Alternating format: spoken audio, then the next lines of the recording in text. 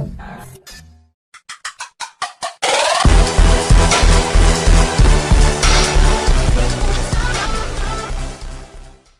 Morning students, let's start with a new topic. Sum number हम लोग start कर रहे हैं 47 से लेके 56 तक।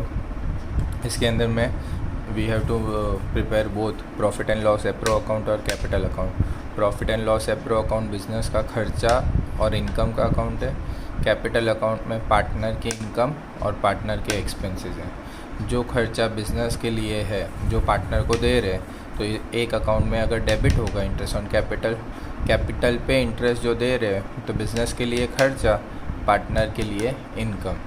फिर अगर इंटरेस्ट ऑन ड्राइंग से पार्टनर ड्राइंग कर रहे हैं, अगर उस पर इंटरेस्ट मिल रहा है तो उस पर किसको इंटरेस्ट मिलेगा? बिज़नेस को मिलेगा, तो पार्टनर के लिए एक्सपेंस। बिज़नेस अगर सैलरी पे कर रहा है तो डेबिट, तो पार्टनर के लिए income credit.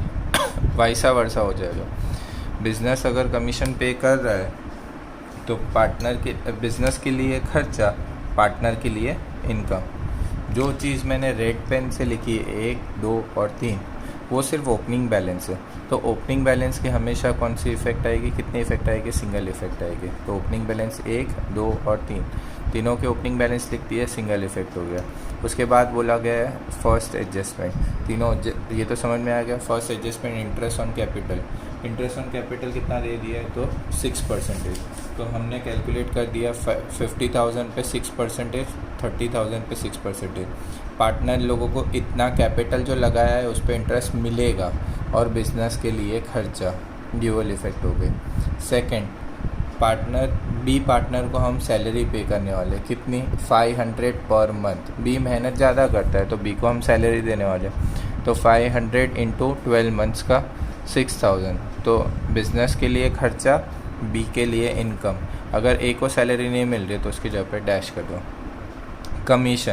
Commission is a very smartly played adjustment. एक को बोला गया है ए को कमीशन, मैंने वर्किंग नोट जानबूझ के आप लोगों के लिए बनाई है तो आपको क्लियर रह जाएगा। ए को हम कमीशन पे कर रहे हैं, 3 लाख टर्नओवर है, और टर्नओवर पे 2%। ए है ना, बहुत माल सेल करने में एक्सपर्ट बंदा था, तो हमने बोला कि भाई बाहर किसी को हम सेलिंग एजेंट अपॉइंट करेंगे और उसको कमीशन देंगे। उसकी जगह पे हमने ए को बोला, ए तुझे हम जितना भी टर्नओवर का मतलब होता है सेल्स, उसका 2% हम तुझे दे देंगे। तो 3 लाख का 2% कितना होता है? 6,000। 3 लाख भी दिया है, 2% भी दिया है, 6,000 ही सिर्फ हमें फाइंड आउट करना। तो ए का कमीशन 6,000, बिजनेस के लिए खर्चा, पार्टनर के लिए इनकम। ये भी क्लियर हो गया आपको। बी पार्टनर के लिए ऐसा बोला है, B partner is to be paid 5% commission after charging all the expenses and एक कमीशन, यानी सारे खर्चे माइनस करने के बाद, और वो भी आफ्टर चार्जिंग वाला वर्ड यूज़ किया है। इसका मतलब हम लोगों ने क्या किया, नेट प्रॉफिट दिया है, उसमें से ये खर्चा माइनस किया, फिर 6,000 माइनस किया, फिर ए का कमीशन भी माइनस किया, तो हमारे पास प्रॉफिट बच गया 33,200 इंटू आफ्टर चार्जिंग है 5/105, तो आ जाएगा अमाउंट 1581। तो 1581 यहाँ पे हमने बी को कमीशन दे दिया, सेकेंड इफेक्ट यहाँ दे दी। अब लास्ट चीज़ डिविजिबल प्रॉफिट, अपन ने इससे पहले बहुत सारे P&L अप्रो बनाए और उसको P&L रेशो में बांट दिया। फिर ये प्रॉफिट है, उसको बिजनेस का प्रॉफिट चला गया पार्टनर लोगों के पास में, फिर टोटल मारा, फिर बैलेंस निकाला, तो सम यहाँ पे कंप्लीट हो जाता है।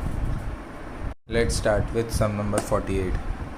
फिक्स एंट्रीज तो मैंने आपको पहले ही बता दी थी कि opening capital, interest on capital, salary, commission, ये सारी चीज़ें आपको लिख देनी कि drawing, interest on drawing, balance, net profit, interest on drawing, interest on capital, salary, commission, सब कुछ एज इट इज़ फटाफट पहले लिख दोगे, तो लास्ट में आपके पास में क्या होगा, टाइम बचेगा। आपका टाइम बचेगा तो आपको दूसरे क्वेश्चंस जो नहीं आते होंगे वो अच्छे से सॉल्व कर पाओगे।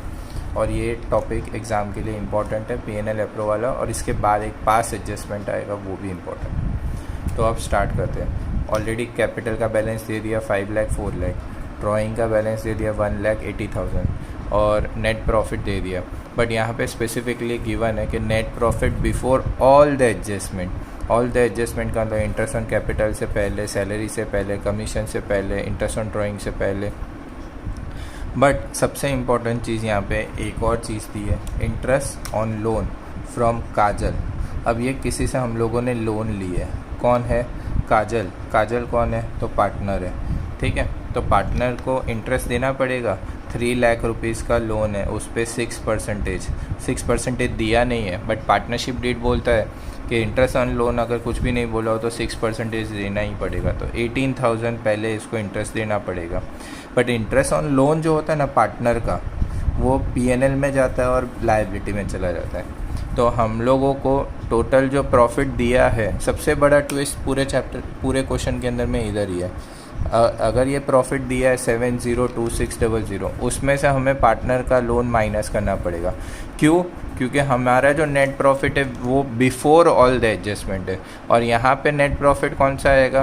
प्रॉफिट तो आफ्टर लोन वाला, क्योंकि लोन ये नेट प्रॉफिट कहाँ से आता है? पीएनएल अकाउंट से, और ये 18,000 भी कहाँ जाना चाहिए था? पीएनएल अकाउंट के अंदर है। तो ये पीएनएल का जो एक्चुअल प्रॉफिट है उसमें से 18,000 इंटरेस्ट ऑन लोन माइनस होगा, तो हमें ये वाला प्रॉफिट लेना है। अब जैसे हम लोग नॉर्मली सॉल्व करते वैसे ही करेंगे। इंटरेस्ट ऑन कैपिटल 5% दिया है तो 5 लाख का 5%, 4 लाख का 5%, और दूसरी इफेक्ट यहाँ पे दे दी। ड्राइंग्स है तो ड्राइंग्स भी यहाँ पे दे दिया है कि हमको ड्राइंग कितना दिया है, तो टोटल 1 लाख का ड्राइंग है 6%। बट ड्राइंग्स में हमेशा याद रखना 1 लाख इंटू 6% कर दिया, बट नंबर ऑफ मंथ्स नहीं दिया हो तो अपन क्या करते हैं? इंटू 1 डिवाइड बाई 2 करते हैं। तो यहाँ पे 3000 आएगा, यहाँ पे 2400 आएगा। इंटरेस्ट ऑन ड्राइंग पार्टनर के लिए खर्चा, बिजनेस के लिए इनकम। तो सेकंड इफेक्ट आ गए। सैलरी नहीं दी है तो सैलरी की कोई एंट्री नहीं आएगी, ठीक है।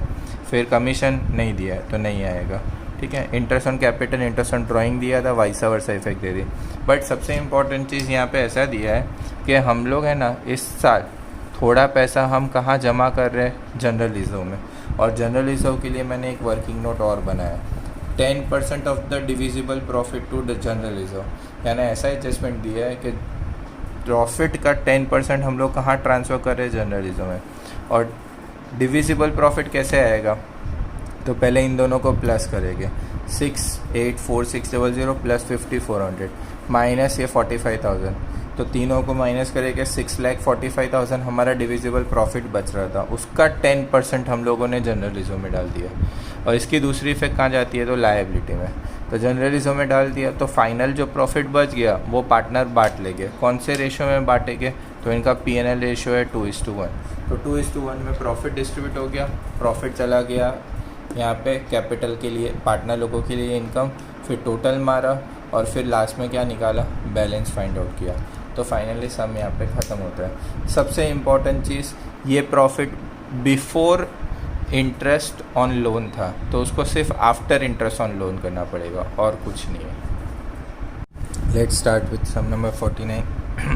सम नंबर 49 में 2 अकाउंट बनाने के लिए बोला है, करंट अकाउंट और कैपिटल अकाउंट। बट करंट और कैपिटल अकाउंट कंप्लीट नहीं हो सकता जब तक अपन पीएनएल एप्रो नहीं बनाएंगे। तो इट इज़ इम्प्लाइड कि हमको पीएनएल एप्रो भी बनाना पड़ेगा।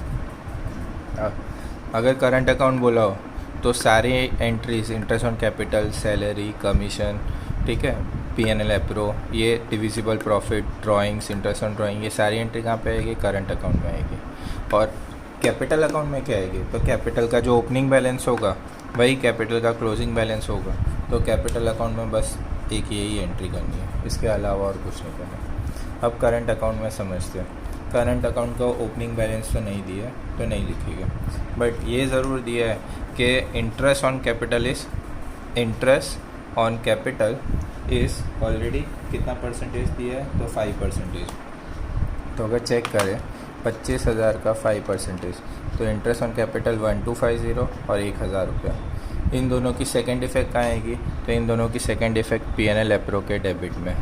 तो ये भी ख़त्म हो गया, एक एंट्री ये हो गई, एक एंट्री ये हो गई, ठीक है। फिर सैलरी दी है, बी पार्टनर को हमने 3,000 रुपीज़ की सैलरी दी, तो हमने यहाँ पे भी लिख दिया। कमीशन नहीं दिया है तो टिक कर दिया, ठीक है। तो अब उसके बाद नेट प्रॉफिट सीधा दे दिया है 40,000 रुपये, वो भी हमने लिख दिया। फिर उसके बाद और एक और दिया है कि ड्राइंग्स कितना दिया है 3500 और 2500 वो भी लिख दिया। इंटरेस्ट ऑन ड्राइंग्स नहीं दिया है तो नहीं देंगे, ठीक है। पार्टनर की लोन भी नहीं दी है, तो बचा क्या अब? तो अब बचा ये है, एक ये एडजस्टमेंट है कि भाई जो भी डिविजिबल प्रॉफिट है, प्रॉफिट का 10% हम लोग क्या करेंगे, जनरलिज्म में डाल देंगे। तो वापस से हम लोग को डिविजिबल प्रॉफिट निकालेंगे, ठीक है। डिविजिबल प्रॉफिट का मतलब इसमें से एक दो दोनों खर्चे माइनस करें तो 34,750 आया, उसका 10% दे दिया, यहाँ पे चला गया। और उसकी दूसरी इफेक्ट लायबिलिटी में, बट वो तो हम बना नहीं रहे। फिर जो प्रॉफिट बच गया उसको कौन से रेशियो में बांटेंगे, तो हमारे पास रेशियो दिया है 70:30 वाला, यानी 7:3 के रेशियो। तो 7:3 के रेशियो में हम लोग प्रॉफिट बांट लेंगे। ये प्रॉफिट चला गया कहाँ, तो P&L एप्रो में चला गया। P&L एप्रो में चला गया, फिर बैलेंस निकालेंगे तो हमारे पास क्लोजिंग बैलेंस इतना आ गया। क्लोजिंग बैलेंस अगर हमारे पास आ गया तो हमारा सम ख़त्म हो गया और कैपिटल अकाउंट भी क्लोज हो गया। Let's start with sum number 50। Sum number 50 के अंदर में कैपिटल दे दिया, बैलेंस 50,000 30,000, इंटरेस्ट ऑन कैपिटल 6%। एक इफेक्ट यहाँ पे दे दी और सेकंड इफेक्ट हम लोग ने यहाँ पे दे दी। फिर सैलरी बोला है, बी पार्टनर को हम लोग ने सैलरी दी है, फिर 2500। सबसे इम्पॉर्टेंट चीज़ यहाँ पे एक और दे दिया है, कमीशन नहीं दिया है, इंटरेस्ट ऑन ड्राइंग नहीं दिया है, ड्राइंग्स नहीं दिया है, इंटरेस्ट ऑन ड्राइंग्स नहीं दिया है। अब सबसे इम्पोर्टेंट एक हमको नेट प्रॉफिट दिया है, ठीक है। उसके बाद दिया है हमें रेंट पे करना है, किसको, ए को 24,000, मैनेजर को कमीशन, ठीक है। तो ये दोनों चीज़ें दी है, ये दोनों चीज़ें P&L एप्रो में नहीं आता है। बट यहाँ पे जो नेट प्रॉफिट आता है वो हमेशा कौन सा आता है, नेट प्रॉफिट आफ्टर P&L के खर्चे। P&L में से जो नेट प्रॉफिट आता है वही यहाँ पे आ जाता है, फिर उसमें से सारे खर्चे माइनस करते हैं तो डिविजिबल प्रॉफिट आता है। इसलिए हम लोग ने P&L अकाउंट बनाया। Rent to partner, interest on loan to partner and manager commission is transferred to P&L account. इसलिए P&L अकाउंट में 39,000 आया। ये नेट प्रॉफिट गिवन है और उसमें लिखा भी है नेट प्रॉफिट बिफोर रेंट और मैनेजर, तो 39,000 दे दिया। रेंट ए को कितना देना है, 24,000, तो रेंट ए को 24,000 दिया। फिर मैनेजर कमीशन के अंदर में स्पेसिफिकली गिवन है 5% ऑफ द नेट प्रॉफिट। तो नेट प्रॉफिट कौन सा वाला, ये वाला नेट प्रॉफिट नहीं, नेट प्रॉफिट कौन सा वाला लेंगे हम लोग, 39,000 में से 24,000 का रेंट गया, तो एक्चुअल में देखने जाए तो नेट प्रॉफिट ये 15,000 बनेगा, क्योंकि ये तो खर्चा हो गया। तो हमने मैनेजर को बोला था जो प्रॉफिट होगा उसका हम तुझे 5% कमीशन देंगे, तू बहुत अच्छे से मेहनत कर रहा है। तो 15,000 का 5%। और ये पॉइंट ऐसा है जहाँ पे आप लोग गड़बड़ कर दो, इसलिए आप ध्यान दे के यहाँ पे सॉल्व करना नेक्स्ट टाइम के लिए भी। और ये वाला जो पॉइंट है वो तुम लोग है ना साइड पे क्वेश्चन में लिख देना। तो 750 यहाँ पे इसको मैनेजर को कमीशन दे दिया। इन दोनों की दूसरी इफेक्ट कहाँ जाएगी, तो इन दोनों की दूसरी इफेक्ट कैपिटल अकाउंट में नहीं आएगी, ये दोनों की दूसरी इफेक्ट जाएगी बैलेंस शीट के अंदर में। अब इसके बाद नेट प्रॉफिट कितना बच गया, 14,250। ये नेट प्रॉफिट एक्चुअली ट्रांसफ़र हो जाएगा, ये वाला नेट प्रॉफिट किधर ट्रांसफ़र हो जाएगा, ये वाला ट्रांसफ़र हो जाएगा P&L एप्रो में। P&L एप्रो में 14,250 में से फिर दोनों खर्चे माइनस हो गए। फिर यहाँ पे आ गया एक्चुअल डिविजिबल प्रॉफिट इन्होंने बांट लिया in the ratio of 3:2। Divisible profit चला गया कैपिटल अकाउंट में 41702780। फिर फाइनली टोटल मारा और फिर बैलेंस करने के लिए तो दोनों साइड सेम ही है, तो 57,170 और 37080 डन, that's all. Start with sum number 51। Sum number 51 के अंदर में 3 पार्टनर है और सिर्फ P&L एप्रो अकाउंट बना। Some number already net profit is given 172। Partner का कैपिटल का बैलेंस दिया है और करंट अकाउंट का बैलेंस दिया है, बट करंट अकाउंट का ऐसा कोई काम नहीं है। कैपिटल का भी कोई कैपिटल अकाउंट बनाना नहीं है, इसलिए कैपिटल अकाउंट का भी कोई काम नहीं है। बस इंटरेस्ट ऑन कैपिटल है जो P&L एप्रो में आता है, तो P&L एप्रो के हिसाब से इंटरेस्ट 10% दे दिया है। तो ए का 50,000 का 10%, बी का भी 50,000 का 10% और सी का 1 लाख का 10%। तो 20,000 पार्टनर लोगों को इंटरेस्ट दे देंगे।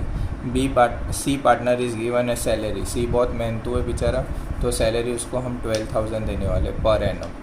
ये 2 एंट्री दे दी 172 में से ये दोनों खर्चे माइनस हो गए।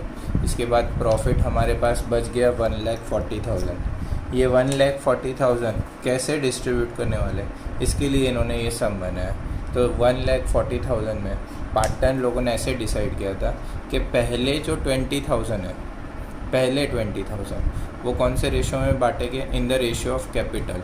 कैपिटल के रेशो में, कैपिटल कितना है 50,000 1 लाख, 50,000 1 लाख, यानी 5:5:10 के रेशो में बांटेंगे।